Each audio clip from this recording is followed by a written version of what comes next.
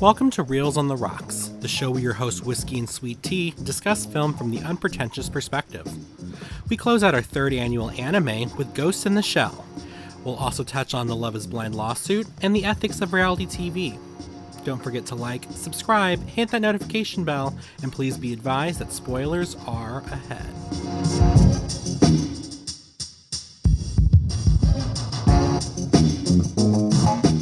Welcome back, everybody, to the second and final episode of Anime this year. Woo! I'm Whiskey. And I'm Sweet Tea, back again. Woot woot. All right, so we got some spicy news to talk about before we get into this film, but before we start talking, I'll go ahead and say that I'm doing sake again for this episode. This time I got Yoshinogawa Echigo Junmai Premium Sake Golden Horizon from Niigata Prefecture, Japan. Cracking this open, gonna pour it out. I'm assuming you're supposed to do this one chilled as well. I searched the bottle and it didn't say anything this time, unlike the last one I drank. Ooh, this one looks more like white wine. Last one was just straight up, like, could have been mistaken for water. This one's got a little bit of a yellow tint to it. What are you drinking, Tea? Okay, so I'm super basic, like whiskey today. After watching the movie, I tried to come up with something, but it was either beer or sake. So I chose sake, one that I've had before and I've enjoyed. It's Yuki Nagori White Peach Sake. Ooh. I had it at the MGM Hotel in Las Vegas like a couple years ago, and I was like, oh, okay, so that's what sake is. So that's what I'm having today. I might need to get some flavored. Yeah, wasn't feeling super adventurous. Normally it just tastes like vinegar. I don't mind the taste of sake. Some people really don't like it, but might spice it up with something a little bit fancier next time. But yeah, obviously you guys know what film we're going to talk about. I'm sure some of you, if you've been following the show, are probably have been waiting for years, because this is, to me, this is like an obligatory kind of title to talk about it. When you think of like classic anime films, this is one that always comes up. But before that, we got crazy Netflix news. Yes, talk to me, Goose. So okay, I'll be your wingman. Sorry, it's the sake. Oh my gosh. Yeah, so like I said in the last episode, which we actually recorded a lot less long ago than we normally do, we're cramming these in together. It hasn't been a ton of news with Hollywood. A lot of new movies coming out. I just went to the movies yesterday, and lots of new trailers and stuff. But as far as like interesting stuff, recently with Netflix, there was a whole allegations of abuse on the set for, it sounds like, multiple different unscripted projects, but the big one that I think is like the only lawsuit as of now is regarded, like, it's Love is Blind, I think, is the one. Oh my god, yeah, they just had that reunion special that was like a total disaster. Yeah, you watch it. I don't watch it. I just watch YouTubers watch it. They filter out all the boring stuff. That's fair. Shout out to my boy Cinnamon Toast Cannon Buff. Thank you for filtering it for us. You do watch probably more unscripted content than I do, though. Like, I do enjoy it. I've even with Netflix, I had a friend talk me into seeing The Circle a few years ago, and I'm not caught up with it, partly because they started doing 2 seasons a year, which I don't know how you can keep up with that. But I like that show, partly because the whole catfishing angle is incredibly funny. Like, if I were to compete on that show, that is exactly what I would do. I'd find some stock photos of a hot girl on the internet and try and do it that way. Yep. But yeah, like, so the allegations are basically that the actors, like, with her specific situation, I think the part of her story that really was, I have to admit, I chuckled a little bit, not because of what happened to her, but because the way they handled it was so callous, and also I could kind of see why they did it. But like, so she alleges that like the talent, they don't get food and water. They were getting boozed up so that they would have, you know, a lot more like saucy kind of interactions with each other. Right. And at one point she says that she like passed out from like probably dehydration or something. And instead of like getting her medical attention, they just gave her like a COVID test. Which, again, I'm chuckling now. It's not funny. If this is true, this is horrible. But like, and for our protection, this is all alleged for entertainment purposes only. Yeah, exactly. That's why I keep using the word alleged. We don't know yet. The lawsuit hasn't happened. Although, like, I have to admit, I'm not surprised if any of this, like, the one aspect that has been brought up by a couple of people, like, is, again, this might end up being like an issue with everybody, is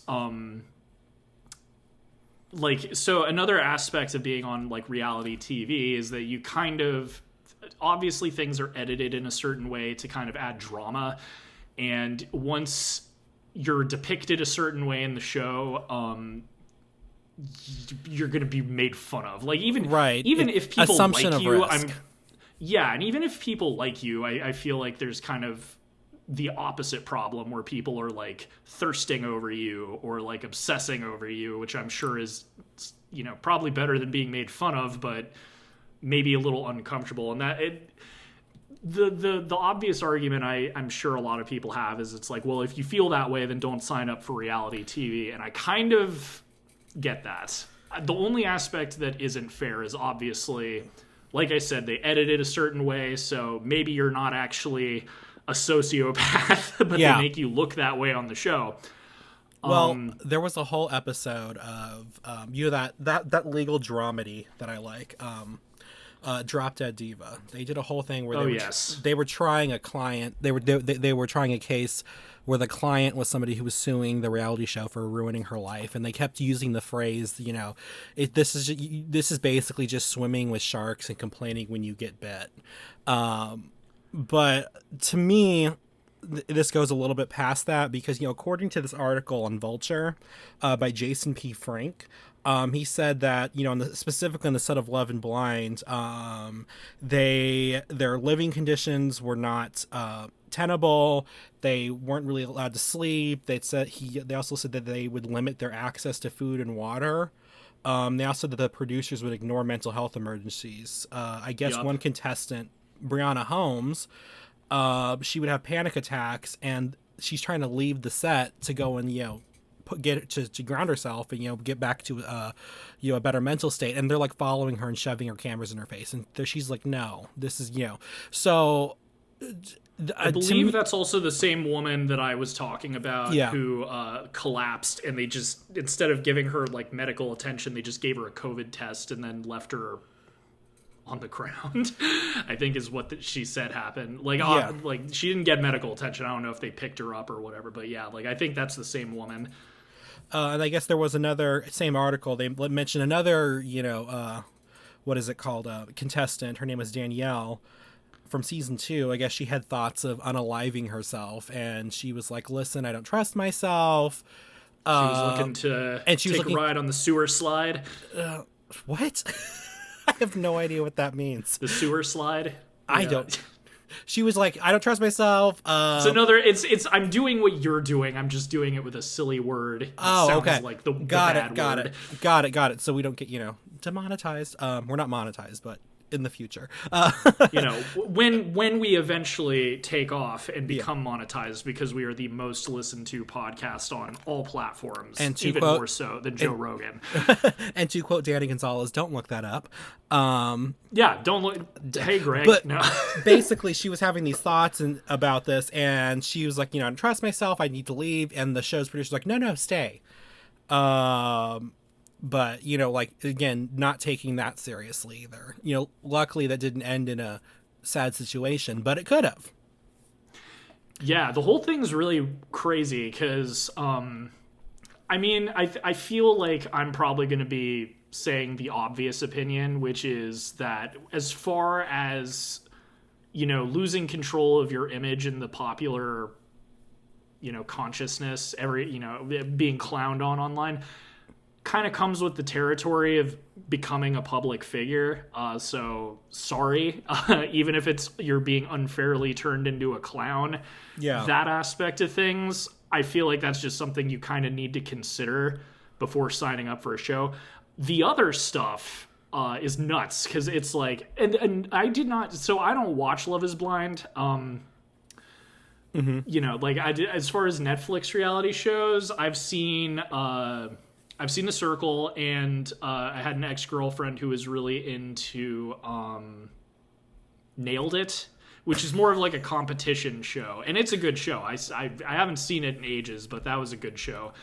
But like I feel like it should be obvious that you shouldn't be like sleep depriving people or not feeding them. Right. And the thing with Love Is Blind that I did not know about is, unlike other dating shows, apparently when you click with someone, when you find, you know, your lover on the show, like, you have to get engaged by the end.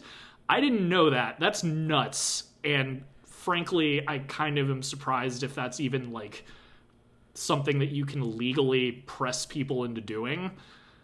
That's true. I don't know the laws on them, but yeah, that, to me, that's a bit much. I mean, because I'm familiar with like The Bachelor, where it's like, you know, the show's over and usually it's like they break up because there was nothing there. Like for the contestant, it's all about winning, and then for the person who's choosing the Bachelor or Bachelorette, it's more about like, right, I don't know, just making yourself the center of attention, I guess. And then the other, I wouldn't call it a dating show, but it's definitely reality TV, is 90 Day Fiancé.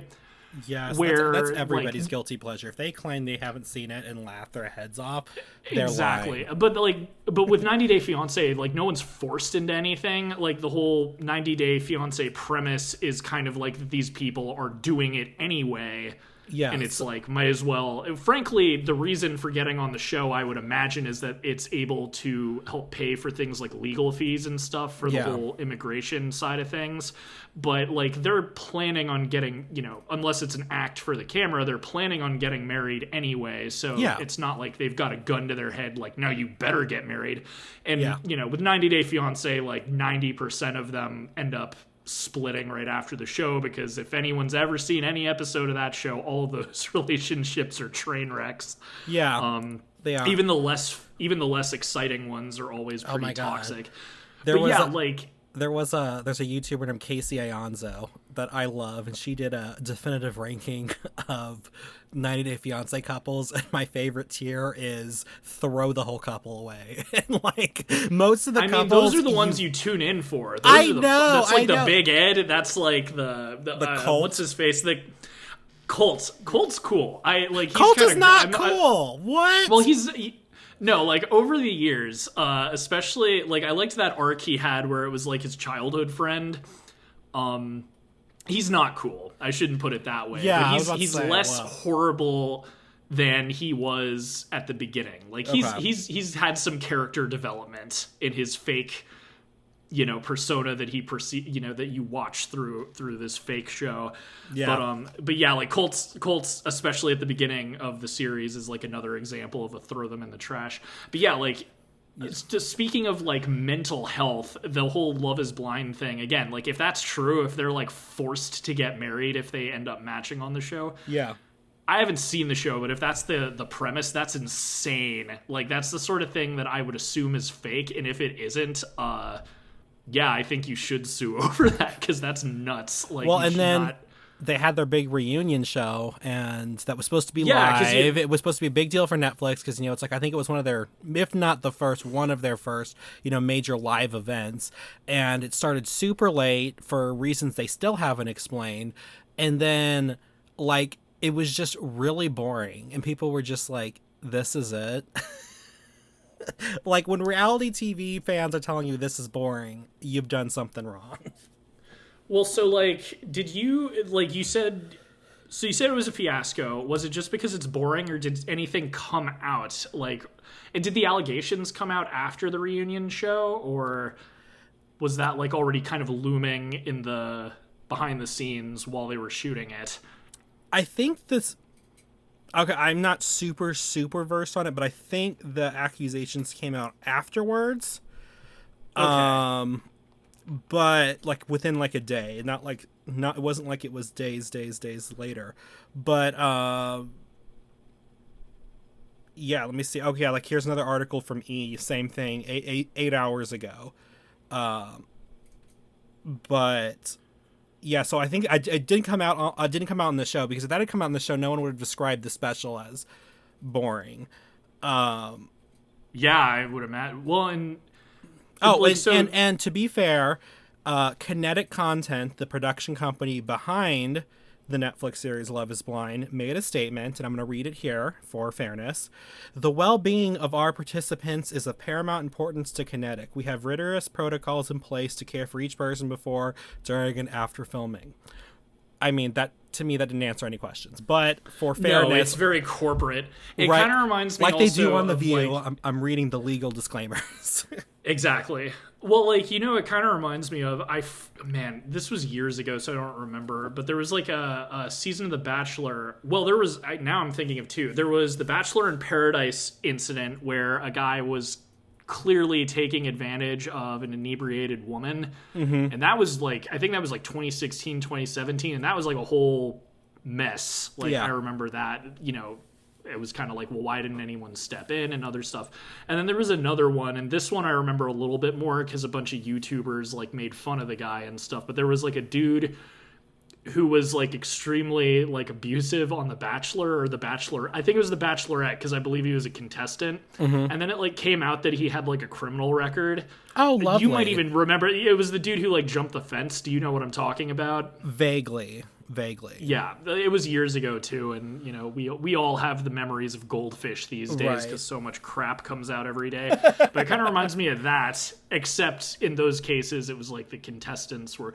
But yeah, like I think what's fascinating about this to me is you would think that there would be more like safety nets in place. The fact that they're treating the contestants like this, allegedly, the actors, the talent, allegedly, if true, is kind of nuts. And the thing is, like, Kinetic, the company you mentioned, they apparently produce like all of Netflix's content, which is unscripted content. It's like it's like a Netflix subsidiary. Yeah. So, like, they have been, and that's where, like, now there's a bunch of allegations coming out from different people on different shows that are saying they were treated similarly. Yeah. So, like, seems like it might just be a Kinetic issue. But it's interesting, and it's definitely something I'm curious to see where it goes, if it goes anywhere, because it's, you know, not to downplay the seriousness of the allegations, but it's pretty juicy. Yeah, it's pretty juicy, and it's just also it's kind of like one of those things where you hope it's not true, but you kind of also want it to be true because you want, you know, some sort of irresponsibility on the part of some of these, you know, production houses, you know, to you know, be made an example of, so that it doesn't, because I'm sure this is not the only place. If this is true, this isn't the only place where something like this happens, but it's high profile enough to where it could possibly enact some change. So, you know, us being the unpretentious movie podcast, like I personally am not a huge fan of reality TV. I'm not the sort of person who's going to shame someone for watching it or anything, but I mean, like, I wonder if, you know, where we went to school, there was like this thing, Cinematech, and I remember one yeah, I know exactly what you're going to talk about. Okay, you're talking about... Because I think you were there too. Yeah, it was either 16 and Pregnant or Teenage Mom. Yeah, it was one of those, and it was hilarious. So basically, at this event at our school, we were like required to go to a minimum amount of them, but it was like a guest filmmaker would come and show off their film and do like a Q&A afterwards. And sometimes they had high profile people come in, and there was one that was very crowded because they got a producer from, like you said, it was, I think it was 16 and Pregnant, but it might have been Teen Mom. But it was a producer from that show who came, and they screened 2 episodes. And what was so funny was, you know, this is a college campus, and, you know, a bunch of very politically minded people. It was so funny. They ripped this poor producer. And this producer, I feel like she was like not even 30 years old. She seemed like pretty young. and was not ready to be just chewed out by a bunch of college kids. Well, it was... I remember her saying when she's... And see, that doesn't glamorize pregnancy. And I'm like, okay, well, first off, to a well-adjusted person, no, it doesn't. However, your target audience is for people who haven't yet formed opinions or emotional intelligence to recognize the warning signs and red flags the rest of us are seeing. And they just see... oh, hey, I can become famous this way. Well, and you're also ignoring the elephant in the room, in which a lot of this, and not just with, teen pregnancy things, but like I already mentioned 90 Day Fiancé, I already, like Honey Boo Boo, all of these like really nasty, trashy shows that I really don't like. I really don't think, again, I'm not going to judge anyone who likes these things, but I do kind of feel like it might be somewhat responsible for the idiocracy we're living in. Yeah. The elephant in the room being that these people get paid. Like, a lot of people, like, regardless of the famous stuff, especially, like, in this country where the middle class is shrinking and there's a lot more people desperate for money, a lot of people are going to be willing to make a fool out of themselves for a fat paycheck. Also for the opportunity for spin-off shows. Like, a smart person who gets into this will know that the more outrageously they act, the more likely they'll get their own show.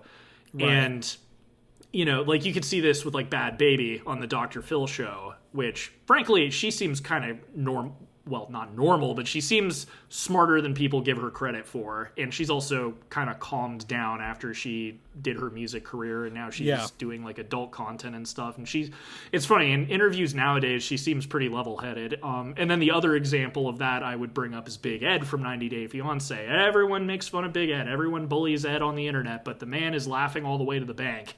Right. To the point where I don't really, I don't think he's real. Merch on the show, and it's hilarious because 90 Day Fiancé blurs out his logo. I'm like, y'all have got to be kidding me. Well, they didn't originally. If you go back to like 2019, 2020, when he was still like a new, he already had his merch ready, like, because he had a YouTube channel before he got on the show, so he already had like merch. And it's funny because for us, a bunch of seasons of the show, they didn't blur it out, but now they do. Yeah. And I think it's because they realized, like, we're giving him extra, business, more or less. Yeah. Who knows who even buys his stuff? But, like, I'm pretty convinced he's not even real. I'm pretty sure he is faking everything he does for the camera because... I hope so. You would hope so. If so, then the man is a genius. But I kind of think he's fake because he's so smart. Like, the man is... Everyone hates him, but they keep bringing him back. Like, and you watch Cinnamon Toast Ken, like his whole thing with Liz, like for the last like 2 or 3 years, it's like there's no way this is a real relationship. Well, I love that I love that he wants to fight Ken. Oh my gosh, but yeah, like it's a problem. I'm fairly freedom of speech, freedom of expression, art, and everything. But it is a question worth asking if this sort of content is good for anybody, and it isn't. I don't think anyone really would argue that it is.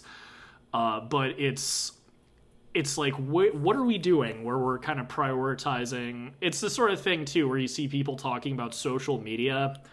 And it is kind of having a lasting effect. I don't know if you heard about this on the news. I think this is like a month old or whatever. But I mean, like, we're seeing a lot fewer people going into like important jobs or like trade jobs, like construction, welding, medicine. Like, it's men and women. Everybody wants to be an influencer because that's where success is. That's where people will know who you are, and that's where you'll get money. Yeah. And people say like, oh, it's not that serious, but I don't know, man. If it's to the point where we're seeing like a dip in jobs, it does make me wonder, like, in 10 years, are there going to be any doctors or nurses or people maintain? Because right now we have a teacher shortage. We're gonna have a doctor shortage, a nurse. Everybody shortage. has a teacher shortage too. It's like California is really bad. I'm sure it's bad in Texas. And again, it's like you don't pay them well.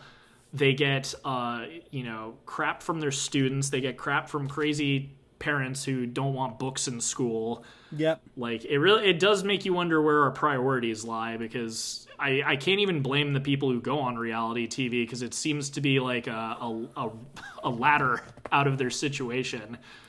I think we should have our own reality show, though. I don't know, what would I call it? Like the Real Housewives. I don't know, but I think it should start with Real Housewives. Neither of us are housewives.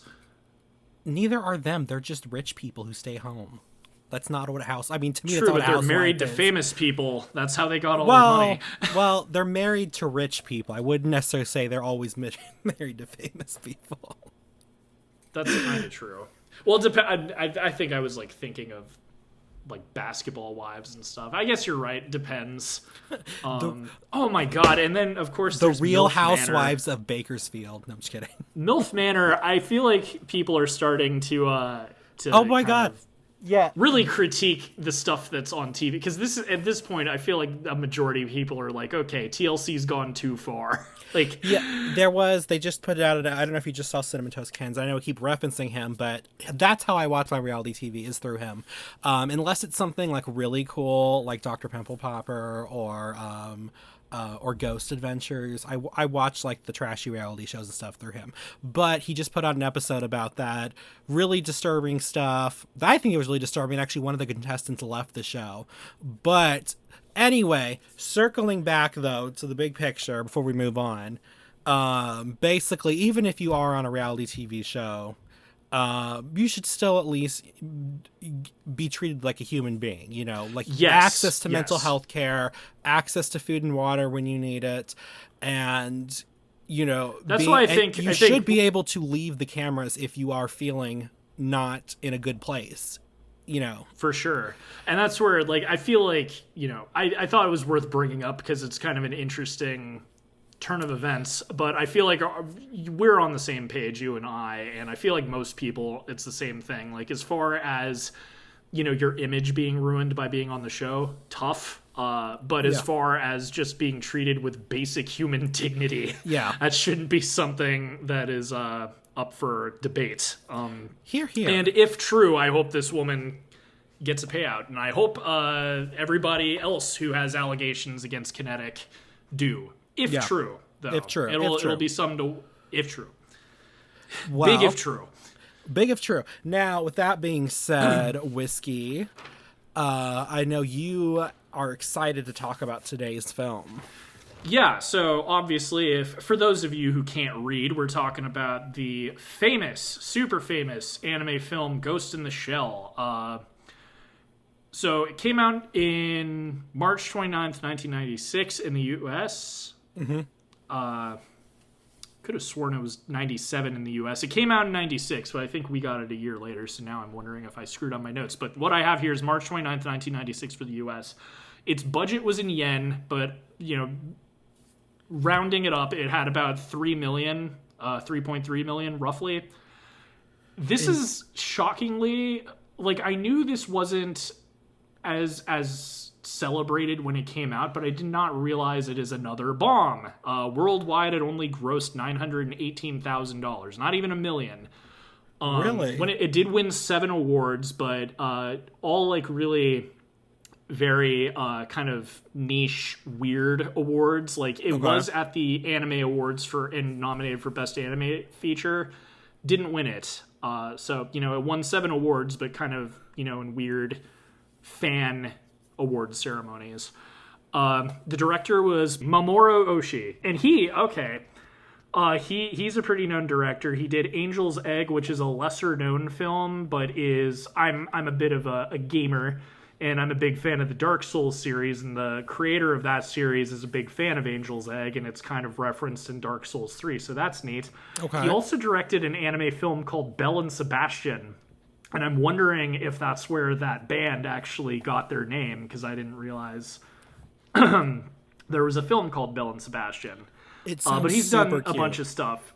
Yeah, a bunch of stuff, but those are the two that I noticed. The writer is Shiro Masamune. So he's the manga creator. He's the one who created... Because this is like a long-standing, there's a television series, there's this film, there's the more recent film that was more controversial, but even before all of that, it was a manga series, and Shiro Masamune was the creator. And the writer for the screenplay for this film was Kazunori Ito. And then for the actors, just gonna name off the 4 big ones. So we got Major Kusanagi Motoko, so she was voiced by Atsuko Tanaka. We got Bato, who was voiced by Akio Atsuka. We got Tagusa, who was voiced by Koichi Yamadora. And we got Aramake, the commander, who was voiced by Tomio Oki. So, oh, and I'll also go ahead and mention this film is big enough that it has some famous directors who are big fans of this. So we got the Wachowskis, the creators of The Matrix, a couple of wonderful trans women. We've got James Cameron, who actually says that this was like one of the big films that made him like really see anime as like an art form. Like this is probably one of his like most favorite films of all time, it sounds like. And it uses some early CGI as well as traditional cell animation. You can definitely see that in some of the scenes. Yeah. And that's basically all of the, usual sort of stuff that we go through before talking about the film. I will say, going into this, I was a little bit nervous because this is a film that is talked about by everybody. And I was a little apprehensive thinking, what am I going to, what are we going to say that someone else hasn't? Right. And I feel like some of our less good episodes of the show are us talking about like really big and famous films because we often kind of regurgitate a lot of the same talking points a lot of other people have said. That being said, man, I am happy I rewatched this because I haven't seen this since I first watched it. And the other reason I was a little apprehensive is this didn't make a massive impression on me I thought it was really good. Don't get me wrong. I thought this was like an excellent film when I first saw it, but I feel like a lot of the heavy themes might have gone over my head. Right. I don't know if I wasn't paying attention. Like this was one where I remembered seeing it, but I couldn't remember what the plot was. And also, like, this was not the first time I'd gotten it. The first time I got into this world was actually on Adult Swim. They had the series Ghost in the Shell standalone complex. So I'd watched a good amount of that, found out it was a famous film, and I was like, oh, cool, I should see the film. And what I remembered most before rewatching it was that it was good, but it felt like a really long episode of the show, which it kind of is. Yeah. But before getting into everything else, what did you think? Just initial thoughts. So this kind of reminds me a little bit of, and I forget what we saw last year that was your pick, but I kind of left it with the same feeling. It was super interesting. I was very riveted, but I had no idea what was going on. Our viral Paprika! Episode. Yeah, our Paprika episode. Yeah, our viral episode, the one that made us famous. Yeah, the one that made us famous. Oh my god, how could I forget that? But like, I was super riveted. I was super interested, but I had no idea what was going on most of the time. I was fine. I mean, I could kind of follow what was going on, but it just seemed like there was just so much exposition done through just dialogue. And I kind of feel like I should have known stuff that was happening in the series before watching it. Because, yeah, I will say it's very unkind to new people coming in. So what... Well, I think the most obvious thing, if you've seen this film, is there's kind of terminology in the universe, ghost. I did Google that. And it's sort of an umbrella term for, like, soul, brain, memories, like anything in your mind that makes you human is your ghost. Yeah. And then like your physical hardware being meat. The shell. It's the shell. Literally like the title is like kind of a play on body and soul.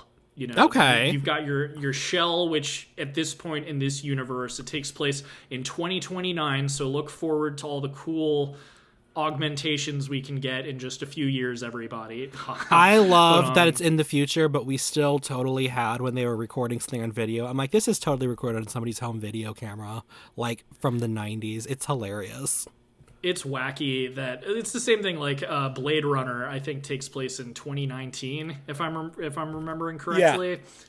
So, you know, it's always funny when, and it's becoming very common nowadays because a lot of the biggest sci-fi films were decades ago. So it's kind of funny how now we're catching up to the point where it's like you watch Blade Runner, you watch Alien, and you're like, oh, it's just next year we're going to discover the xenomorphs or something. And it's like, we weren't as advanced as we thought we were. Right. So, like, you know, I'm assuming, just like any other review, like, you guys don't mind that we're spoiling this. I would recommend you see the film before we watch or before you listen to our show. But for just to kind of get into the story a little bit, this takes place in 2029. It's a future where it's just everybody is a cyborg. Like, it's just more common. Like, even if you don't have like a bunch of cybernetic implants, like, you likely will have one in your brain. Like, just the average Joe, it's like having a cell phone, you know? And so because of that, I think that's also why, like, the term ghost is almost kind of like almost like a slang term or something. Like, I'm trying, but it's, instead of talking about soul or your brain or something, it's just thrown around. I don't think they do a very good job of explaining that if you haven't read the manga or the show came after this movie, which is interesting too. Yeah. Like, this is the same thing with the Scarlett Johansson one from a few years ago. Like I said, this manga is pretty beloved in Japan, and because it had been going for a really long time, and there's a lot of really iconic story arcs. So I think the one they picked for this film was very good for, like, you know, its own movie, especially when there wasn't a TV show at the time and everything. It's like, well, which one do we pick? And the Scarlett Johansson one, I feel like we'll talk a little bit about at the end. But, you know, as much as everyone hates that one, they did actually take another popular story arc from the manga for that one. And the writer, Shiro Masamune, actually did, like, try and defend that movie, said, oh, you know, I helped with the story and everything and all that. But so the Puppet Master arc, which we see in this film, was something from the manga that really kind of gets at the point of this sort of series, which, if I were to describe this to somebody, it's like a perfect melding of, like, a cop show or a cop movie and super high concept philosophical science fiction. Yeah, so, there was definitely a speech, and I don't remember what it was about or what she was saying, but she was talking about memories and information, and I remember I love that speech. I have no idea what she was talking about, but I remember liking it. So, like, definitely part of the reason I was less nervous going into this after rewatching the movie is that like, I feel like this is super loaded with lots of stuff anyone can talk about philosophically. Like, I think it's always good when we do this show to kind of talk about the movie's strengths. And this one, the animation is great, but I would say, like, if you're going in for pure action, you're going to be disappointed. This is like a thinking man's police movie, or thinking woman's police movie. It's like, you know, when there is action, it's super interesting and very, like, you know, dynamic, and there's a lot going on. But there's only really, like, 3 real action set pieces in the film, and the rest of the movie is, like, a lot of just tons of dialogue and exposition about, like, very kind of out there concepts. And I think that's another reason why I don't remember this one super much. Like, I wasn't lost when I saw this. Like I said, when I saw this film, I had already watched the show quite a bit. So, like, I wasn't confused about the term ghost or anything like that. But I feel like,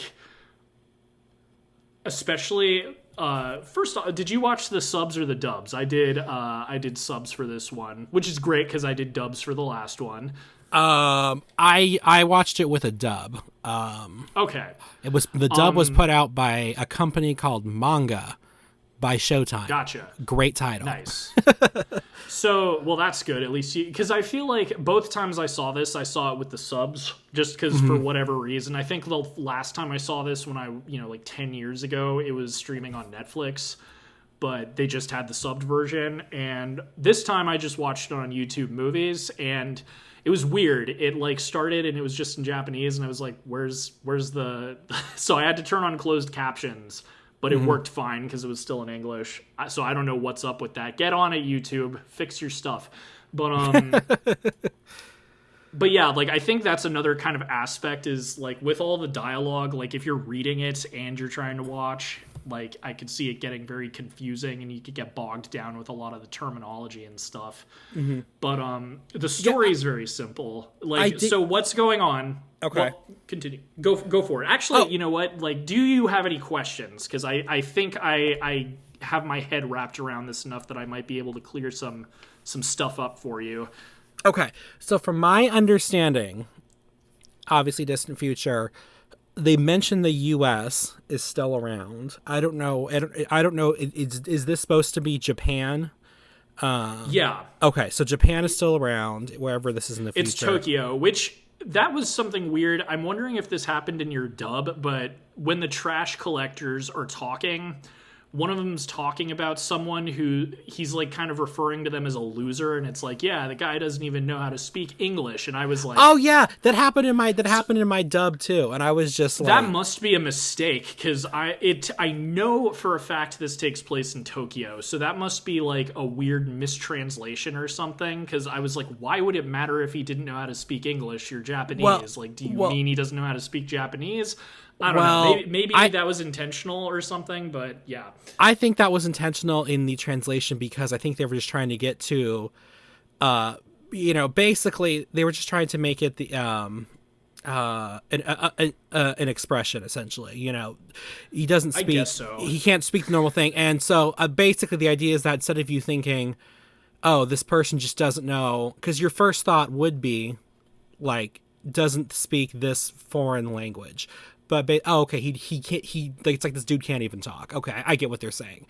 That happened in my dub too, but I kind of just took it as that. But okay, so something happens at the beginning. Somebody's trying to seek asylum. Girl shows up, kills this diplomat, which I'm not sure why she kills this diplomat. And then they're looking for some. This was literally me trying to figure this out, and then they're trying. I'm so confused. I was so confused by this movie. And then they were trying. Okay, go ahead. Yeah, I'd say probably, especially kind of talking with you about it now, I'd say it probably is the film's greatest flaw is if you're new to this series, it should have done a little bit better of a job, getting you familiar with the terminology and everything, or just... So this series follows Section 9, which, the main characters that we know are the ones that I listed when I was talking about the actors. We've got Major Kuzumaki Motoko, and everyone just calls her Major. We got Bato, the guy with the augmented eyes. Okay. We got Tagusa, who is our kind of everyman. He doesn't have a lot of... He literally just has a brain implant, which, he can use to, talk to them. But he's the most human, kind of right? mental...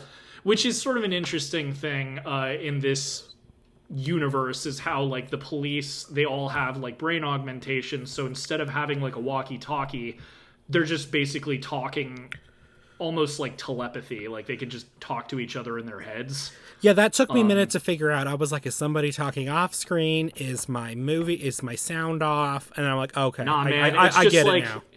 It's just like Facebook Messenger, but in their head. So we got Tagusa. He's just got a brain implant. Otherwise, he's basically a normal dude. And then we got Aramaki, who's their commander. And so Section 9 is an anti-terrorism task force. So they deal with big time bomb threats, international incidents, all that sort of stuff. What's interesting about it in the context of the series is that the world is so cybernetically advanced that even though that's not their specialty, like it's not like they're a cyber crimes division, it's just like this is how terrorism operates in the future. Yeah, okay. So then we've got sort of our antagonist, Section 6, which is another wing of like the government that is the Ministry of Foreign Affairs. So one thing, and this is persistent throughout the series, like this was very common in the TV show Standalone Complex, is hacking people's ghosts. Which is disturbing. Like, as I said, it's just normal. Everyone has brain augmentations. So you can hack into people's brains. And it's kind of a big part of this story arc. Yeah. So, like, we see with the garbage collector, you know, again, this is the sort of thing, I don't think it made a big impression on me when I was younger, but now that I'm, like, 10 years older, it's so much more disturbing. Like, this poor dude he lives alone, he's lived alone for 10 years, and he gets hacked, and he believes he has a wife who's cheating on him, and so he's like, oh, I'm just gonna, you know, spy on her with this thing. Turns out he has no wife, and he is being manipulated into spying on a foreign dignitary, and which is also funny because, you know, when the cops approach him, he just pulls out a machine gun, and it's like, it's scary that, like, basically any random person can become like a sleeper agent. Wait, but no, but I thought that wasn't him. I thought that was somebody else. And no, that guy, like he's that guy was leaving the cards for this garbage guy to do, because I thought he was doing the groundwork for this guy so that this other person was untraceable. That's what I thought was happening. No, and that's, again, it's like kind of unclear. You know, going back to it after years, and again, like I was already familiar, and I don't think I was confused when I saw this 10 years ago. It's hard to know because it's been so long ago. But as I said, this is like a common thing in the show. Like one episode of the show that I found kind of scary is there was this one terrorist who hacks a politician, like talks through him, like he's using him like a puppet. Mm-hmm. But he like blurs out everybody's eye, like, so it's almost like there's like a sensor bar in front of his face for some reason, and it's replaced with like a happy face, and he just does that by like hacking everybody's eyes. That is so uncomfortable. It's like it's like demonic possession. That's like the whole thing with, and that's the whole thing with this show. It's like it's such a scary world because everyone has just opened themselves up to this. It's like, you know, nowadays we all have cell phones, right? And people getting their social media hacked or something is pretty common. I feel like everyone's had it happen once. Mm-hmm. Now imagine if your phone was your brain. See, at least you can throw away your phone. You can't throw away your brain. Well, it's like, man, if I lived in the Ghost in the Shell universe, I would never miss a systems update for my brain. Like, security upgrade? Yes! Download. Wait, okay, I'm confused again, because there's that guy that they chase after, but remember, the guy that pulls out the gun, but remember, he turns and he sees the garbage truck speeding towards him, and the guy leans out the window and says, "They're coming for you." Because remember, he was like, I'm trying to warn him. So I think the garbage guy and whoever this other person is are two separate people. Yeah, I think so too. Like, the guy who we see who's like super normal is the dude who ends up like, you know, well, I think he has no memories like of his past life now.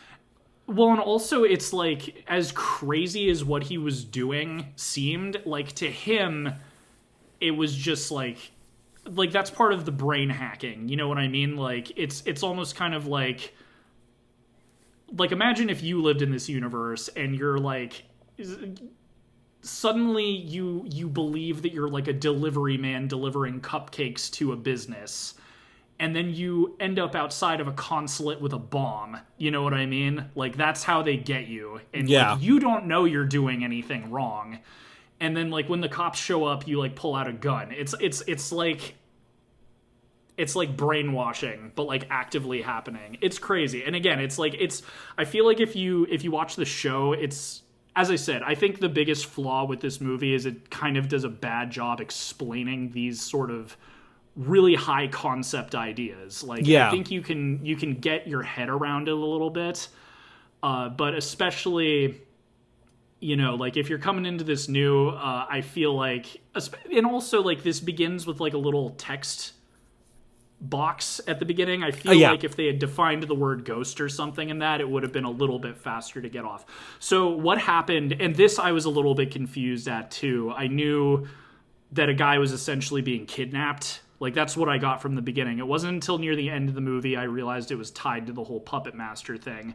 But basically this guy's interpreter was also hacked.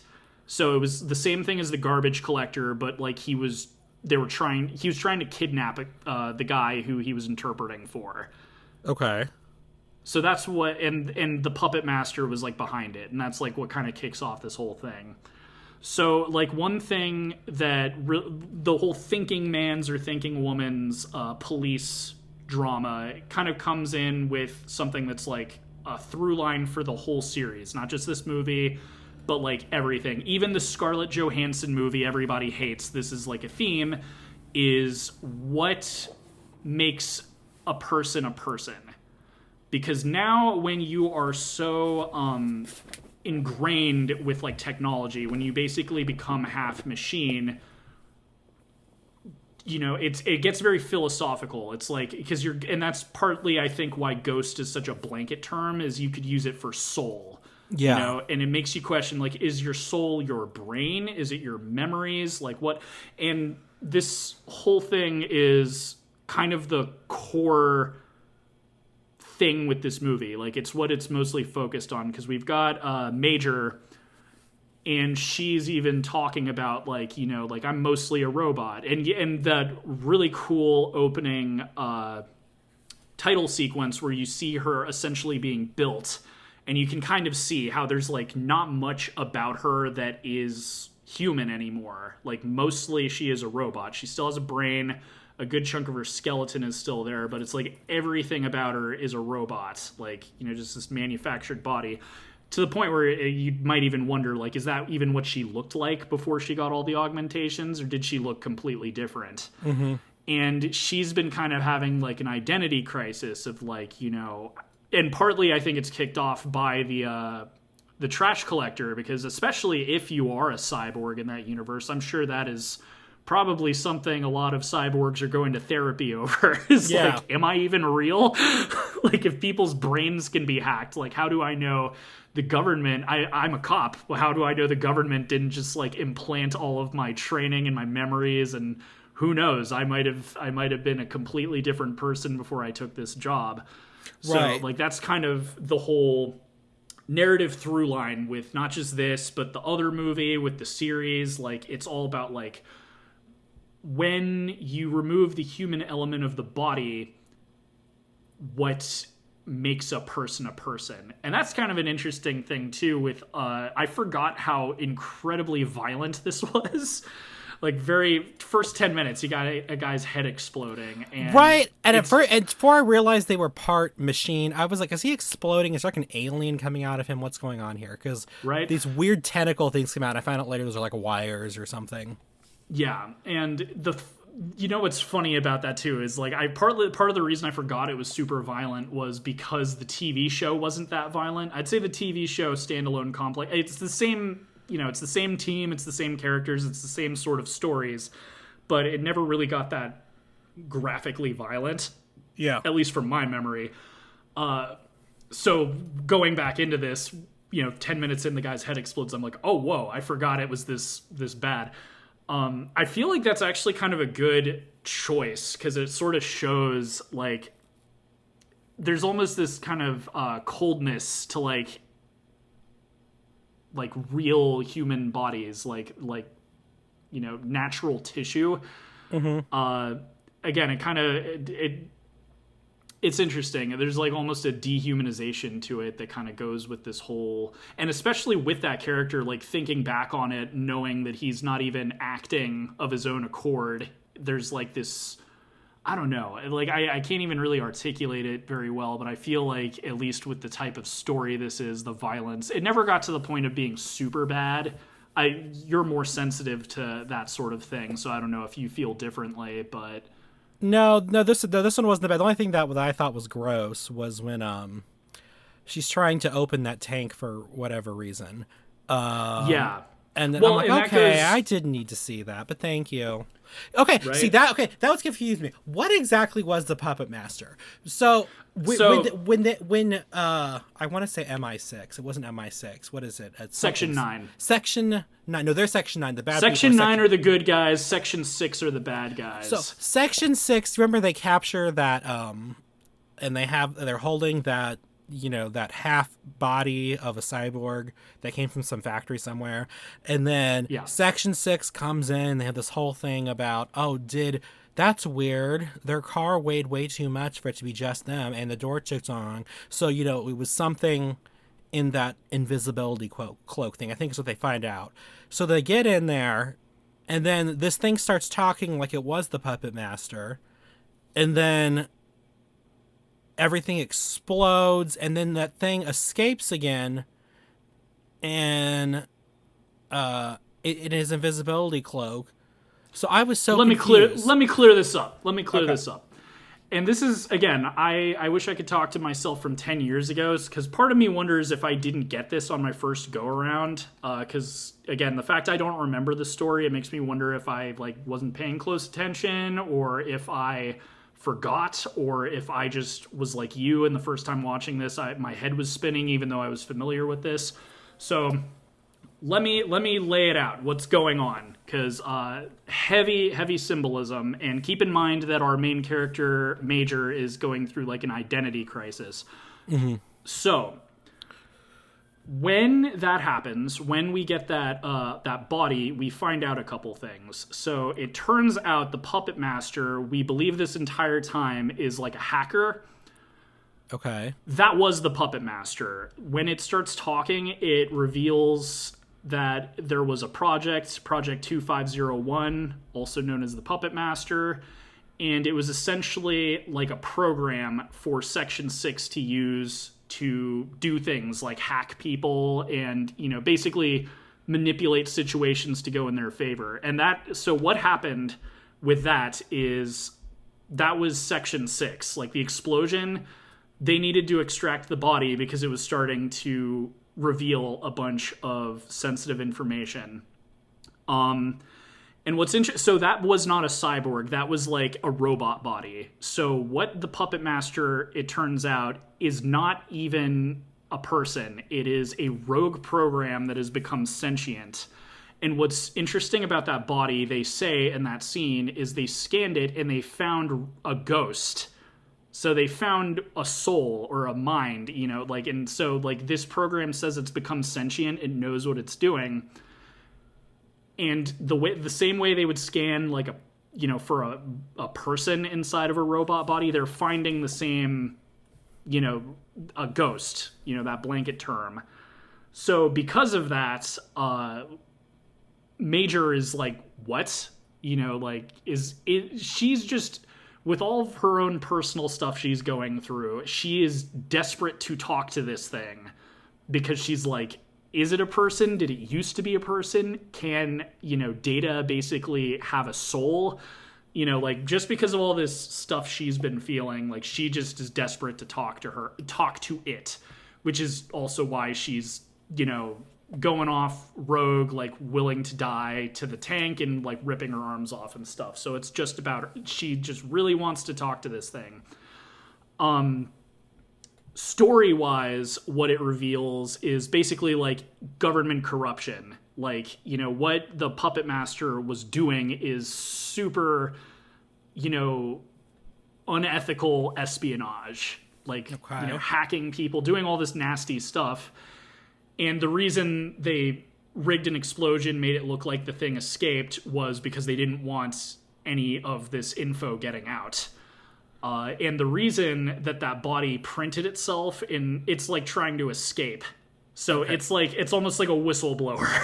It's trying to get out and be hi, I'm a rogue program. Section 6 created me to do a bunch of illegal stuff. I'm willing to tell everybody everything.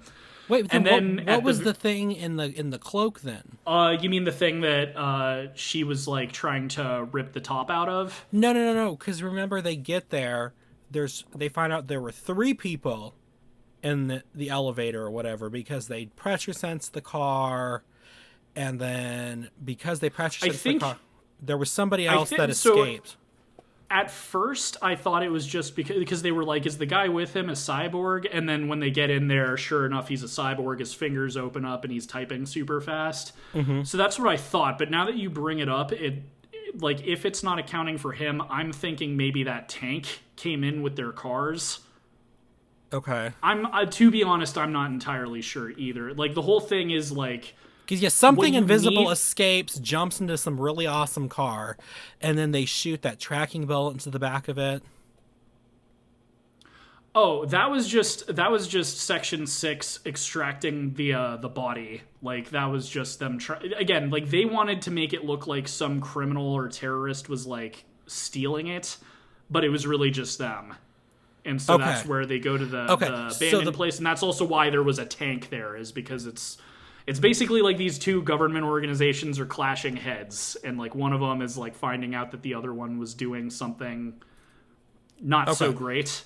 Okay, so the third person that came in with them was just to extract the body that's exactly, because like when the lights come back on, the body is missing, and it's like, who took it? And they think, oh, it's like the puppet master or something, but no, it turns out it's just another person from Section 6 that was going to make it look like someone infiltrated and took the body with him.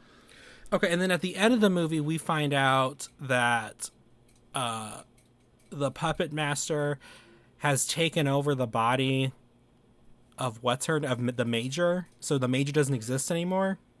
Yeah, so that's where this is where I'm surprised I didn't remember any of this, because the ending to me was super interesting. So one thing that also makes this show very beloved in Japan, the manga, everything, is there's a lot of like subtle cultural nods that we as Westerners just wouldn't get.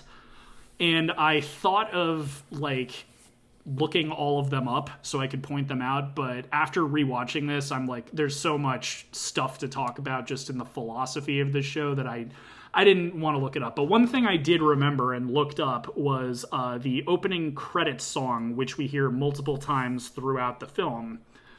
So what you would not know, and probably what some Japanese people might not know, is that song is actually a wedding song used to get rid of evil influences.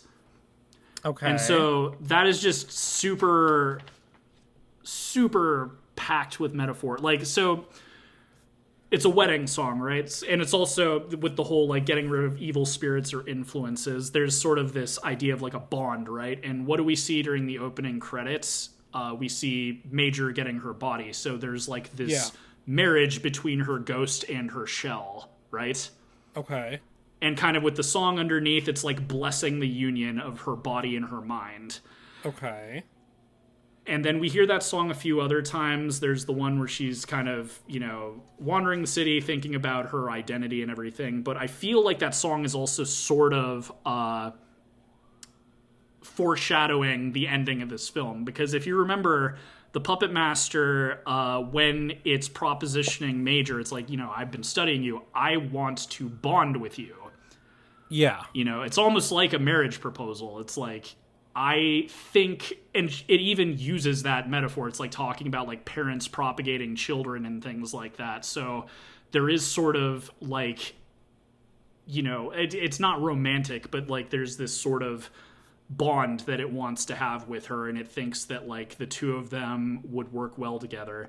And the other kind of foreshadowing I thought was interesting is about halfway through the film we see Major likes to go snorkeling or diving or whatever. She likes to swim in the water. Yeah. And Bato, her partner's like, that's kind of dangerous. Like, what if your floating thing doesn't work? You're a cyborg, you just sink to the bottom of the ocean. And one sort of piece of dialogue I thought was interesting is that she said it feels like she's becoming a different person. And he's like, does that mean you want to leave Section 9?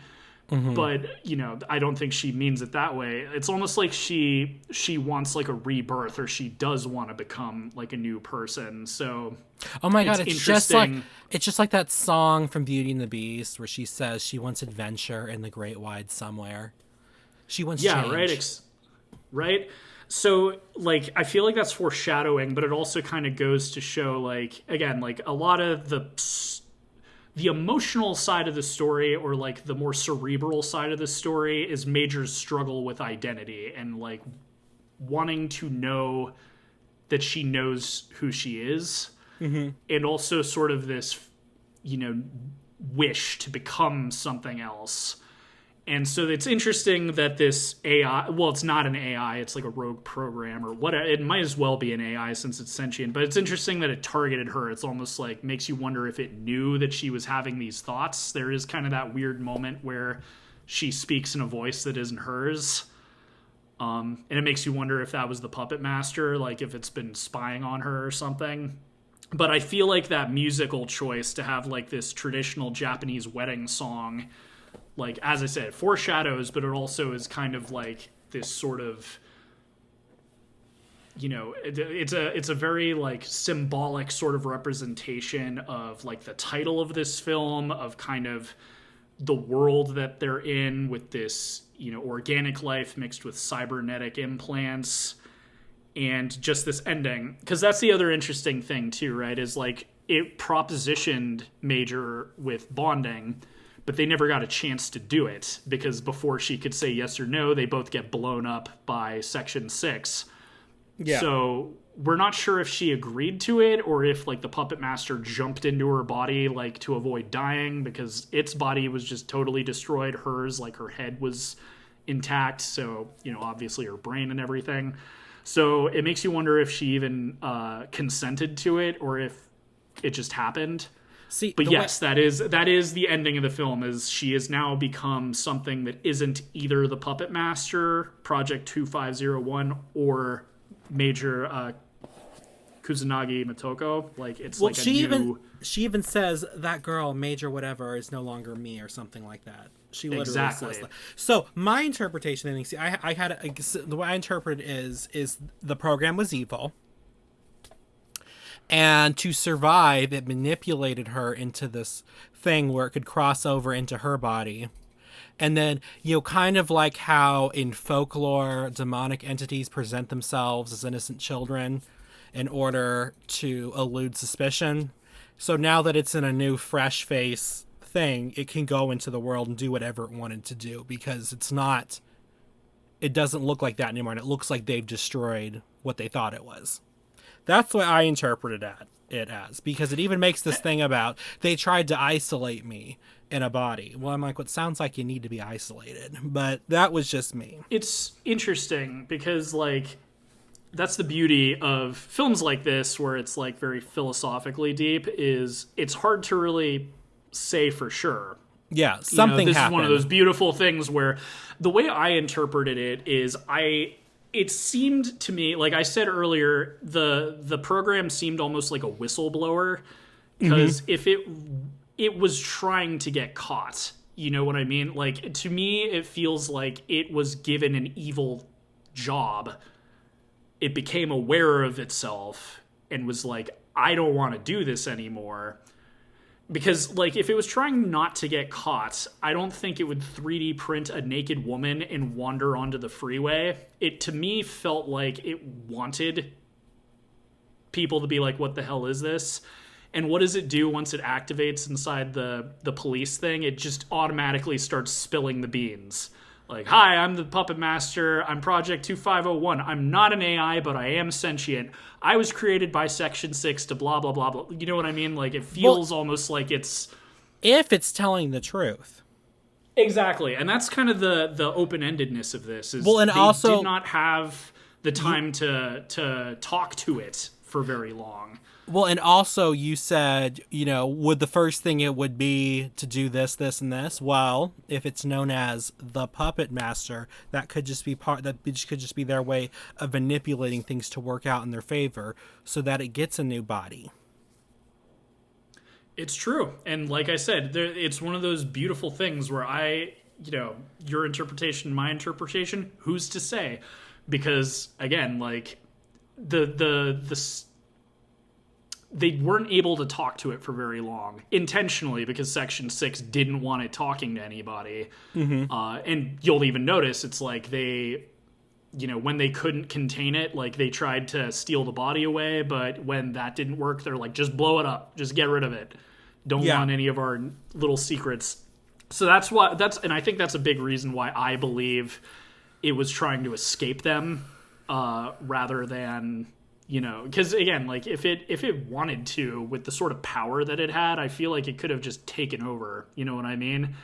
Like that is the question. It's like, why did it want to bond with someone? Like, is it a survival thing? Did it want to get better? And the immediate thing I thought of when this ended was, besides being like, how did I not remember this?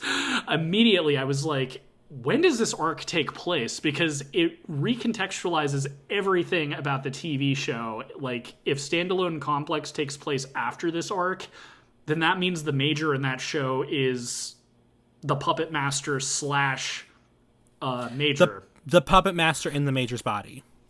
Exactly. So it's like, it makes me want to look it up, because again, like, this is just one storyline in the whole manga. So unless this is the final story in the manga, that would imply that in future adventures, Major Motoko is this new person, this new thing. So that, again, it makes it kind of way more interesting knowing that if I like decide to watch the show or something and find out, it makes you wonder, because that's the thing too. Like, if that is the case, then that means that this thing is like working for the anti-terrorism task force. So that would make you, you know, does this thing have any character development? Does it, you know, again, with it being like quote unquote evil, does it do anything good? Does it stop any worse bad guys? Right. Right. It's now, just, again, this is where this film, I love this sort of thing. Like, I've talked about like weirdo, artsy, thought-provoking stuff. I love this. I love like talking to people about these kinds of like really deep, interesting stories, because there isn't an answer unless, you know, we kidnapped the manga writer and strapped him down and like. Why do we have to strap anybody down? Can't we have tea with them instead? We got to strap people down. What? Give them sodium pentothal? No, but that, and again, it's like, it's also kind of hard to even talk about, because by the time it happens, it's over. But like, I guess I'll go into, might as well talk about the really quickly hated. I got a quick soapbox on here. Were most of the main creators of this series men? Or are you going to talk about the nudity? Yes. Now, I totally get it if... At first I got it if that was her power. Got it. But anytime any male characters had to go invisible, they put on a cool cloak. Now, when she has to go invisible, she has to be nude. And it wasn't just like she had this smooth, you know, fake body. They put nipples on her. It's like, really? Who was this for? Who was this sequence for? Do you know what I mean? The thing is, no, and that's the thing. Like, this, obviously, this has the usual anime fans. For me, you know, a well-developed adult, it worked for me, especially like a lot of the water sequences, just because it kind of felt like she was like in utero, and sort of with this like theme of rebirth, it worked because, you know, like, you're naked in the womb.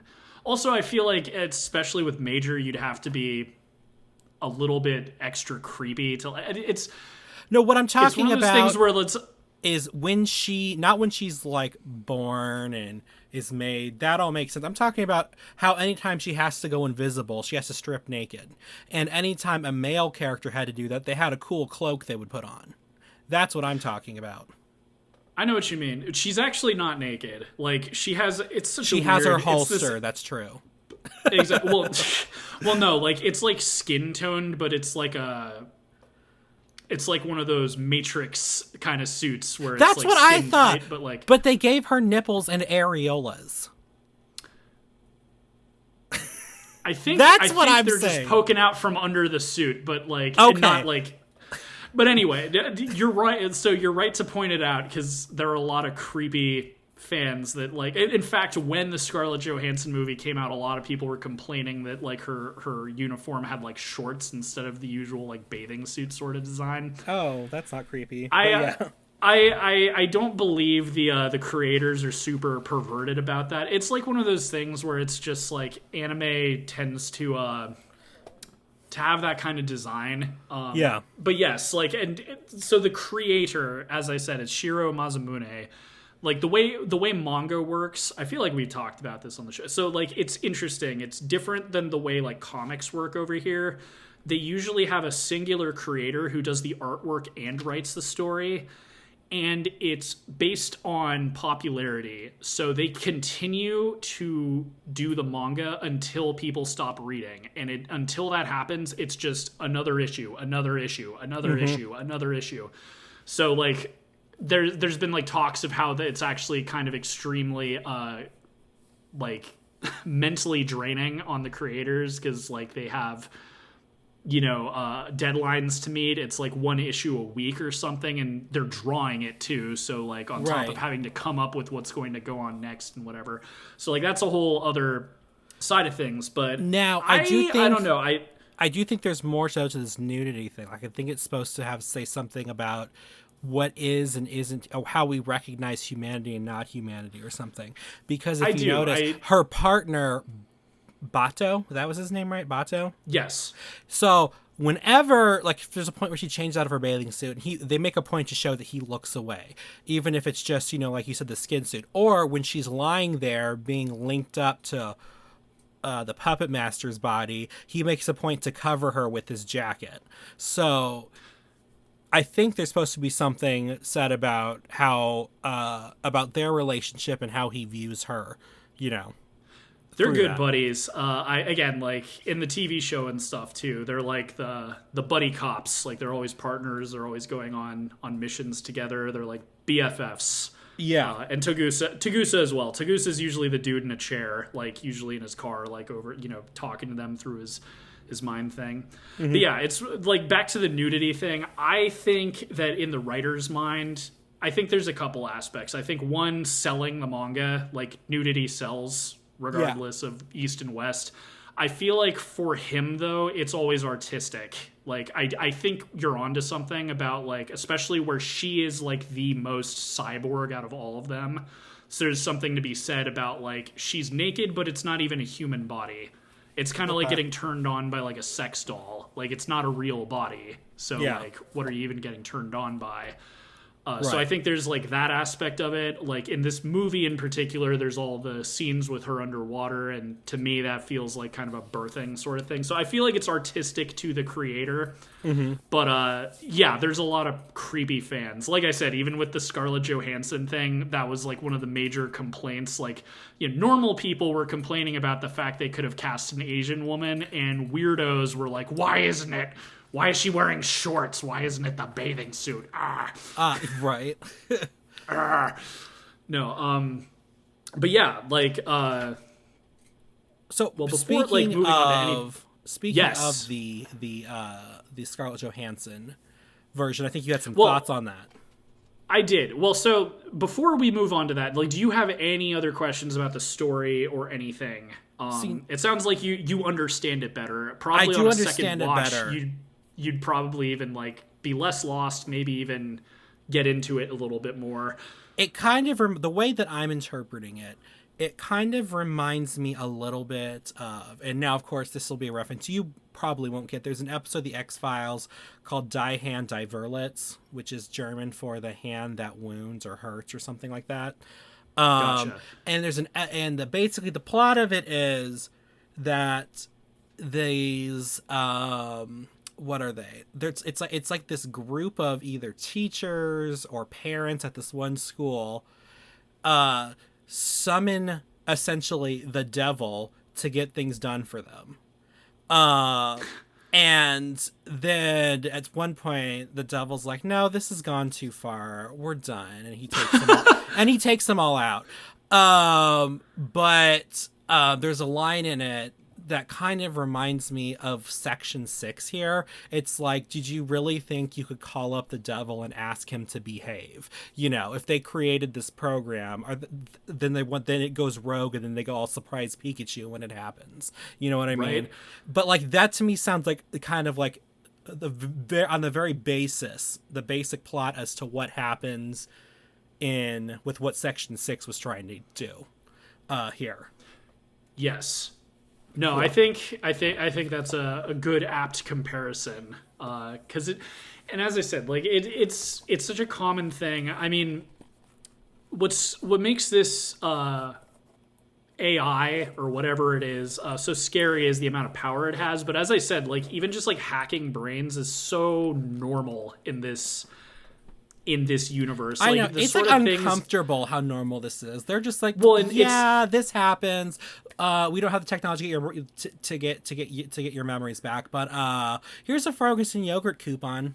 Basically, that's it's just scraping the surface too. There's some seriously warped things that some like people. That's the thing too. Like this in this particular story, the villain, quote unquote, is like the government and a rogue program. But like just the sort of things that like people are able to do. Again, like the whole terrorist aspect of it. It's like we have a certain understanding in today's age of like what a terrorist attack is. But this show, with how, like, this world, it's insane and scary. The sort of things that, like, it's just someone who's really good with a computer is able to do. Well, I mean, if you kind of think about it, we had kind of something similar happen, at least in our lifetime. Before September 11th, we all kind of had an idea of what a terrorist attack was.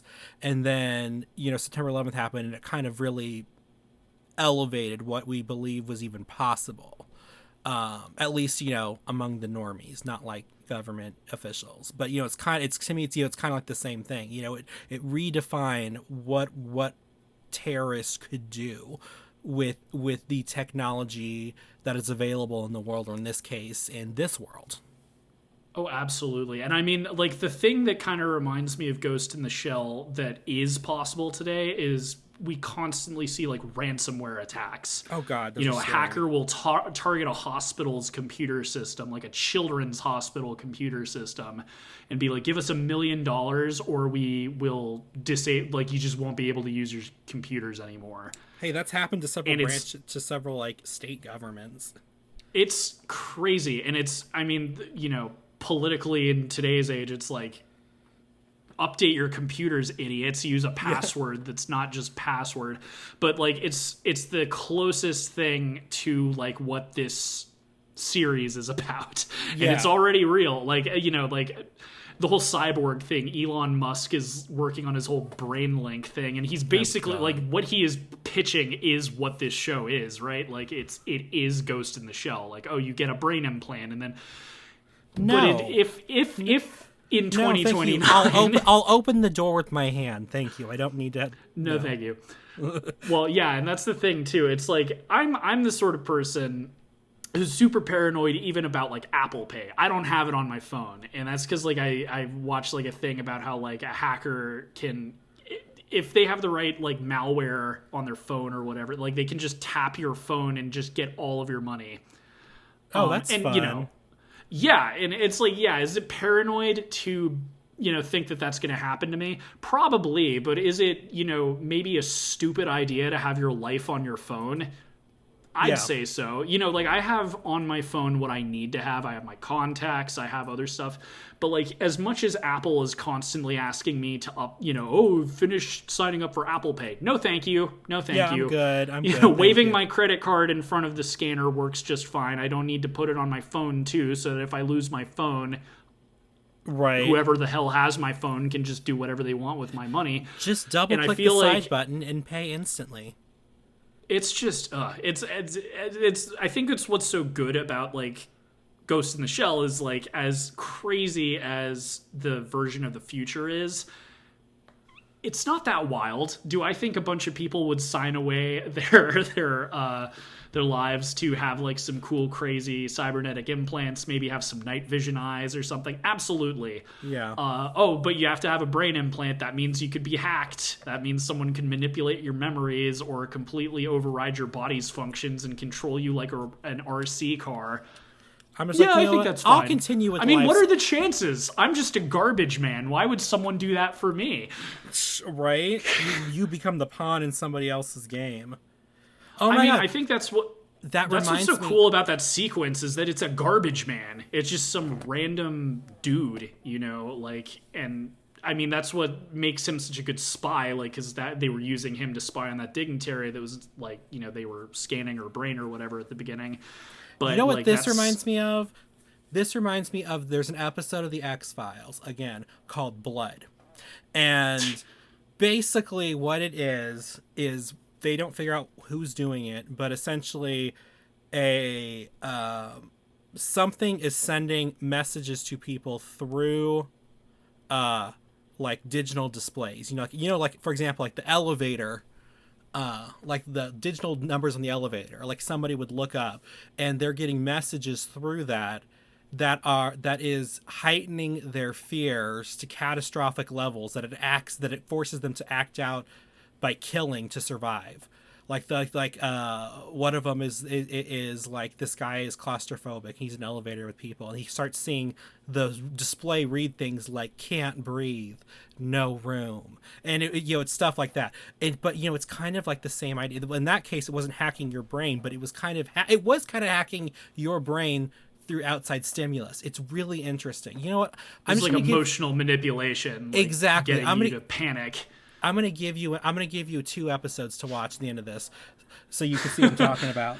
I should just start watching the X-Files, like, just so I can be up to date with you with your references. Like, I'm always you were talking about Cinnamon Toast Ken. I'm always talking about Red Letter Media. You're like Mike with his Star Trek references, but with X-Files.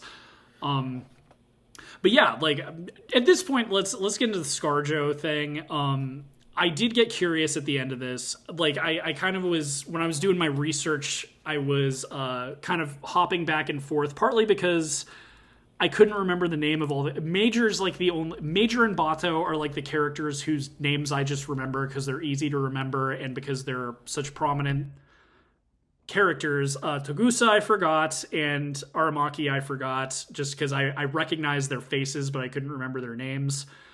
Right. So, like, I was going to the IMDb for the other Ghost in the Shell so I could look and be like, oh, okay, that's who it is and stuff. But at one point I was kind of looking because I got curious and I was like, okay, what is the story for the 2017 one? Like, supposedly it's based on a popular arc. So what's it about? And again, it's a terrorist. He's doing cyber attacks and stuff. Becoming white.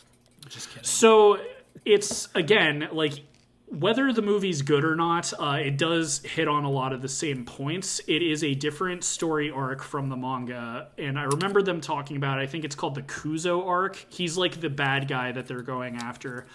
But from the synopsis I read, a lot of it is like Major is like, again, she's having her identity crisis, and she's kind of wondering, like, she doesn't remember a lot of her past, and she's like, where did I come from? Was I always a cop? Did I go to police academy and stuff? Mm-hmm. And I skimmed over the synopsis, and it turns out that, like, she was like a teen who, like, ran away from home, and her mom like thought she was dead, and she ended up becoming like a government experiment, and they did some like mind wipe. Like, again, I skimmed it, but I kind of got it. Okay, so she's the product of some government BS, and she got turned into a super cop, and she doesn't remember her past. Oh my god. The character of River is just a theme, I guess, in anime.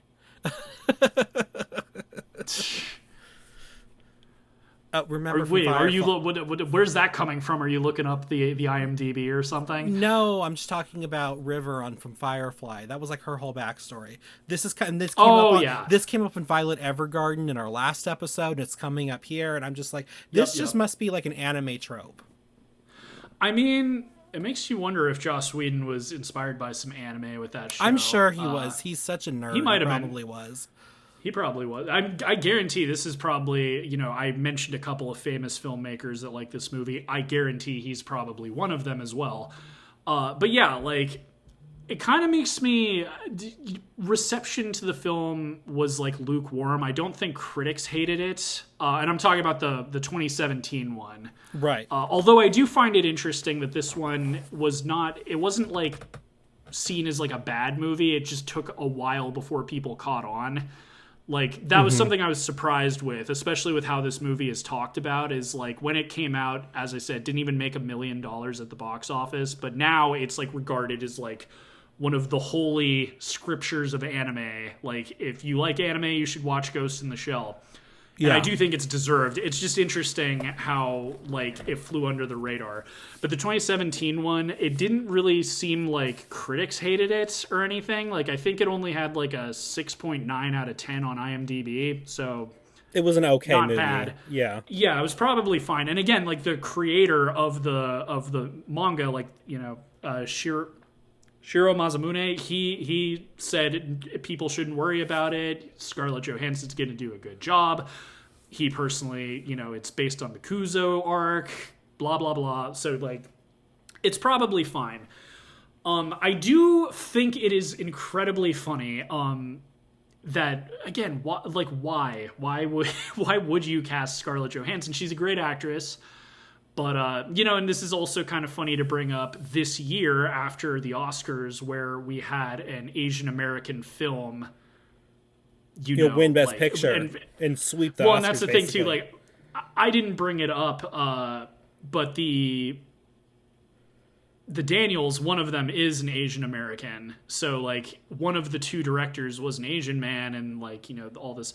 But there are plenty of Asian actresses who could have been major. Like, people gave Scarlett Johansson a lot of crap, and I think she deserves a little bit because you do have some say in, like, what, you know, roles you say yes to. Yeah. But it really does beg the question, why? Why her? Like, there is... You know what this reminds me of a little bit? Because I'm sure this is what... Is it an episode of The X-Files? No, if we were sitting down here with a studio executive and we were asking them the same thing... I know what they would say. Scarlett Johansson brings in the box office numbers. I don't know if you remember this. Do you remember that film, The Wall? I feel like it was like 2015, 2016, sometime around then. Do you remember this? It was like the Great Wall of China movie with Brad Pitt. Yes! Damon. That was weird. So here's the funny thing. So that was a Chinese movie. That was a Chinese-produced film in China. And at the time, a lot of people were saying, like, it's whitewashing, it's racist, it's blah, blah, blah. What is funny about that, because, you know, sure, that there's an argument to be made about that, but what made it funny is that none of the people that were, like, trying to cancel the movie did any of the bare minimum of research to find out that it was a Chinese-produced film. Yeah. Is it stupid that they had Matt Damon or whoever it was in the role? Yes. But the reason they did it was because, regardless of if it's in the East, West, wherever, Matt Damon brings in box office numbers. Like, you know, in China and Japan and stuff, like, people just don't really care about, like, you know, having good representation or, you know, diverse representation. They just don't care. They just see an actor they recognize and they're like, oh, that person, I'm going to see that movie. Yeah. And I'm not saying that's right or wrong, but I think that's why they went with Scarlett Johansson. Because if this comes over to Japan or China or wherever, they're not going to be like, why isn't it an Asian woman? That seems to be like a thing that we only really care about here in the U.S. It seems to and be again, more I don't think of that's a bad thing. Western I do think idea. which again, I don't think it's a bad thing. Frankly, I think it's kind of showing that we have enough of like a conscience to like think about these sort of things. Like a lot of the movie going public, and especially in China, you know, they're just like working class people. They don't really think that deeply about politics. Also, China, with everything else going on in that country, you know, you're not really allowed to talk about politics or anything. It's just a shame because there's plenty of like Asian actresses that would have done a good job. It kind of makes me like want to see. This review might just make me watch the other Ghost in the Shell out of curiosity, because again, like apparently it was a fine movie. I don't think anime fans liked it particularly. I think I don't think it was so much like of like a political or like anything like that. I think some of them were upset that Scarlett Johansson wasn't as naked as she could have been, but I think the bigger criticism is like it wasn't as visually striking as they wanted it to be. Like, and there's a fair argument with that. With anime, you can do some wacky stuff, like some really out there stuff, because it's a cartoon and you can draw whatever you can imagine. So I think that is kind of more where they had issues. And again, I'm not familiar with the manga, but I remember at the time it came out, some people saying that it didn't adapt the Kuzo arc very well. Okay. So it's one of those things, who knows, maybe I read the manga and then see the movie and be like, yeah, I see where they're coming from. Yeah. But it's hard to say. As just a casual anime viewer, I don't know. But it does kind of make me curious. Like, does the movie at least get the themes of identity and, the natural world versus, an uncertain cybernetic future? Does it get that right? Yeah. Basically, what is consciousness? Yeah, right? I mean, again, like, this is probably one of the best titles for not even just an anime, just a show. Like, again, you won't get it unless you... I think even just for this this philosophical point, this is a great point. Because once I got the backstory, yes, I'm kind of on board with seeing how many philosophical questions played into what was being discussed, presented, and talked about. Yeah, it's one of those, as I was about to say, it's like the title of this movie, this manga, this series, like, I feel like it's very good at kind of again, like, you have to know what the lingo is, Ghost in the Shell, but like, when you know what the lingo is, you kind of get what the sort of overarching theme of what this is, because again, it's like body and soul, ghost in the shell, the soul in the body. Yeah. In fact, it actually kind of works extra well because of the lingo. It's like new age words for, timeless concepts like body and soul, but it's like the future, ghost and shell. Well, I did have to look up because I was kind of sure what ghost meant after a little bit, but I kind of had to look it up. So that led me to the Ghost in the Shell wiki. And they had an entry that defines what the shell is and what the ghost is. I do remember it said that the term ghost came about after World War III. So there is a third World War in this universe somewhere. Yeah, well, after that, maybe everyone's like, I don't care if I get hacked. Right. I want some... After I served in World War III, I don't care. I just want some cool night vision eyes. I want night vision eyes. I want some of those cool spider fingers for typing really fast. Oh, God, right? That to me, that was cool in the thing. I feel like if this had been live action, the spider fingers would have creeped me out. Here's the dual-edged sword with that. Imagine T, you get those spider fingers and you're like, wow, I can type so fast. But now your job is like, okay, now you have no excuse for taking, you can do like 10 times your workload now. I'm like, listen, no.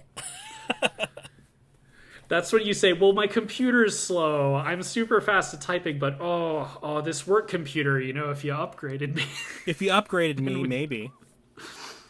Oh, man. Well, after all of this discussion, what do you think? How did you like this? Obviously, very confused going into it. I hope my explanation cleared up some of it. It did. It explained a lot of what was happening to me, and I also like that the ending was able to give us... it leaves it open for interpretation. Although I'm like, seriously, could they have found a body that's not a schoolgirl? Please, thanks. Yeah, well, even Bato says that. He's like, I mean, I wouldn't have picked this, but we were in the red light district, and there's a lot of weirdos. But I mean, I didn't have a lot of time, Major. You were headless. That is now the darkest thing in the show. In the whole movie. In the red light district, there were children. I don't think he said it was the red light district, but I do think it was implied that it was like a sex doll's body, which is still creepy. Like, yeah. But there you go. It's like that's probably the darkest. Forget the body or the brain hacking. Like the fact that's the darkest thing now. Well, and also the fact that, like, again, if you're like a cyborg like Major, it's like, you could just put your head on that body too. Like, that's kind of disturbing too. Like, let's say if you were like a sex worker or something, it's like, oh, you've got that different work bodies depending on your client. Yikes. Ew. No, I don't like where this conversation's going. Let's go back to giving our final thoughts. Yeah. Well, and the other thing I kind of like about this is, like I said, when I first saw this, it's a very short movie. It's under 90 minutes. And when I first saw this, all I thought was like, this feels like a really long episode of the show. I kind of like that, especially with like the heavy themes and a lot of the like dense dialogue and stuff. Like it's very easy to rewatch because it's not a big time sink. You know, our last film we reviewed was 2.5 hours. Yeah, and this one I think really is good 80 movie. Minutes. Yeah, really good movie, but it's a lot more of a time investment. This one, it's like you can, you know, obviously this is not something you'd want to watch passively.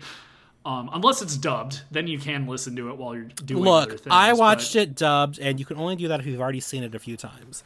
Otherwise, you'll have no idea what's going on. The dub was funny, though, because the person they had playing the Major, I don't know, the way her intonation was, for a second, I thought it was the same person who did Daria. It wasn't at all, but I'm like, this just sounds like a less depressed Daria. I'm wondering if it's the same.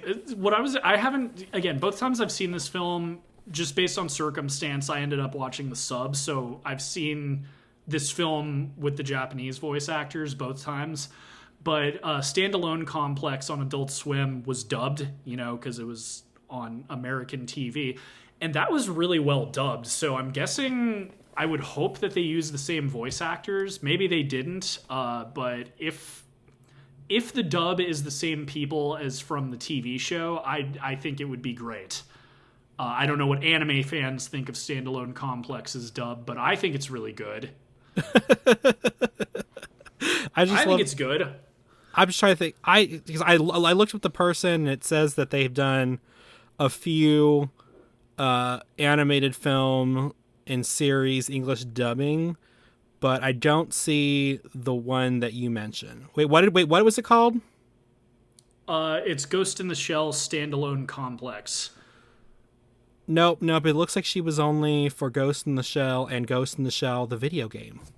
Well, there you go. Maybe the dub for this film is bad, or like, you know, has a Daria person. But again, speaking specifically about the TV series, I thought the dub was good.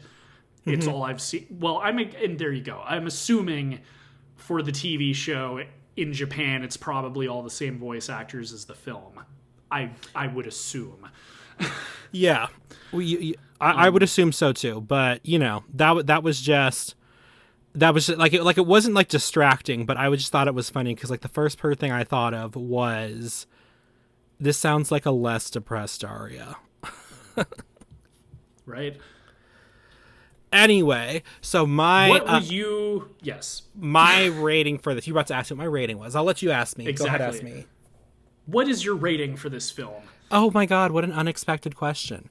So I'm going to go ahead and give it a 2.5 out of 4 pitchers of sweet tea. I was going to give it a 3, but it was really hard to follow if you like know nothing about the anime to begin with, or even if you don't understand what the ghost is.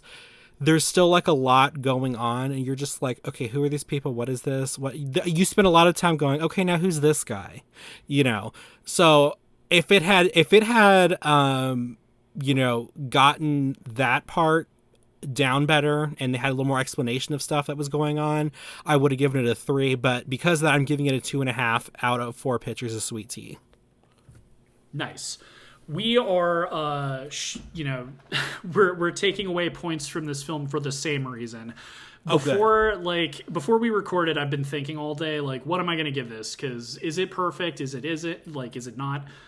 I was initially thinking, well, it feels kind of short, but that doesn't make sense because with films, the more you cut out, the better. And I do actually think that this is like a perfect runtime for the story it's telling. But after talking with you, I know that I'm deducting a half point because it's very hard to follow if you're new to this. Like if this was the first thing you had seen, you'd be a little bit lost because they don't explain the terminology. They jump right into the plot very quickly.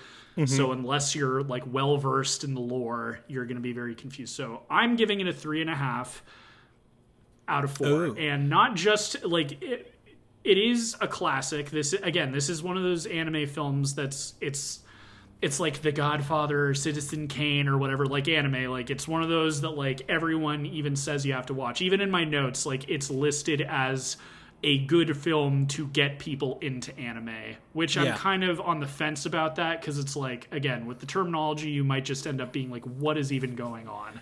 I wouldn't classify this as to get people into anime, because if they don't know anything about it, especially don't know anything about the series, I would be no. I think this would confuse too many people. It's definitely I would definitely put it under a must watch to watch some anime greats, but I don't know. I know you didn't ask me, but I wouldn't say this is one to get people into anime. I think this might turn people off from anime because they're like, is it all this unexplained?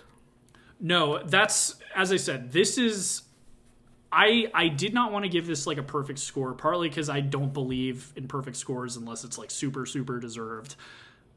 But I also like don't, as I said, I was trying to think of like what is the biggest flaw with this film, and I think we kind of hit the nail on the head with you being very confused. It is hard to get into if you're not familiar with it already.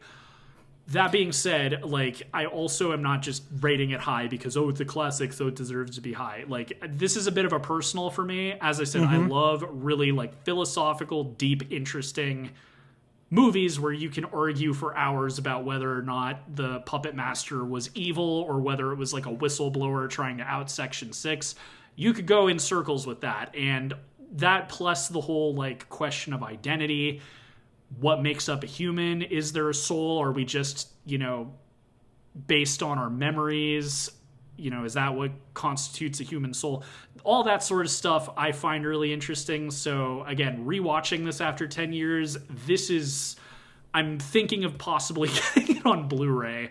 Like if I end up getting a copy of Akira on Blu-ray, I'll probably pick this up as well, because I really enjoyed it. So like if you're the sort of person who likes like really deep cerebral sort of things that make you think and make you argue hours upon hours about what actually the meaning of it is, I think it'd really apply to you. And that being said, I actually think this year's anime was kind of the perfect pairing, because yours was very emotionally charged and this one was very like philosophically charged. Exactly. Philosophical, cerebral. It's two sides of the same brain. We got the crying side and then the, staring into the void and wondering where we belong in the universe side. So kind of a great pairing for this year. Really quickly, James Cameron, he did Alien, right? Yes. Well, he did Aliens. He did the second one. Okay, wait, hang on. Is that the one? Wasn't there like a robot human in one of them? Was that the second one? Both of them. There's always a robot in an Alien movie. In the first one, the robot was evil. In the second one, he was a good guy. Okay, so because I was just thinking when I was looking at the visuals of this, of the Puppet Master when it's in that other torso, looks very similar to, I think, the robot in, I think it's Aliens. When there's a part possibly I'm very confused. Bishop in Aliens gets ripped in half by the alien queen, so it's entirely and he's just laying there. And at first I was like, because I remember watching it not recently, but like in the last couple of years, my dad had it on. I was walking in, I'm like, oh, there's like tendrils coming out. He's like, those aren't tendrils. That's how he moves. That's how he moves. Instead of muscles, he's got little tubes and stuff that makes his body move. Right, but that visual looks exactly the same as when they have that torso hanging there. So I was like, definite inspiration if one of them came first. It's possible. Again, like, so this came out in 96, so Aliens actually precedes this movie. Oh, but okay. Again, well, never mind. Again, I don't know when the manga was published. I didn't do enough research to look that up, so I don't know if... I'm guessing James Cameron just watched the movie. It's possible he's a manga fan and read it beforehand, but I'm guessing he was introduced to anime through this film. The way he talks about it kind of makes me think he saw this and was like, whoa, anime is great. I'm suddenly going to care about it because I liked this movie so much, but I don't know. Yeah. But I know what you mean. Like, I mean, robots kind of, it depends on which movie it is, but there is sort of a lot of popular sort portrayals. Of artistic depiction. Yeah, exactly. Yeah. But what do you guys think? What do y'all think? Do you think T's dumb for not knowing what a ghost is? Do you think I am just simping for big-time anime by giving this nearly a perfect score? Tell us down in the comments if you're listening to this on YouTube. If you liked this episode, feel free to check out our backlog. We've got 2 other years of anime. This is our 6th episode of that specifically. Feel free to check out our viral episode of Paprika. I can't believe I forgot that's that one. But anyway. Awesome, but yeah. I have been Whiskey. I've been Sweet Tea. Keeping it Kino. And Suck It Scorsese. Talk to you guys next time for Pride Month. Pride Month. Lots of rainbows everywhere and glitter. But anyway, yeah, see y'all later. Peace out, y'all.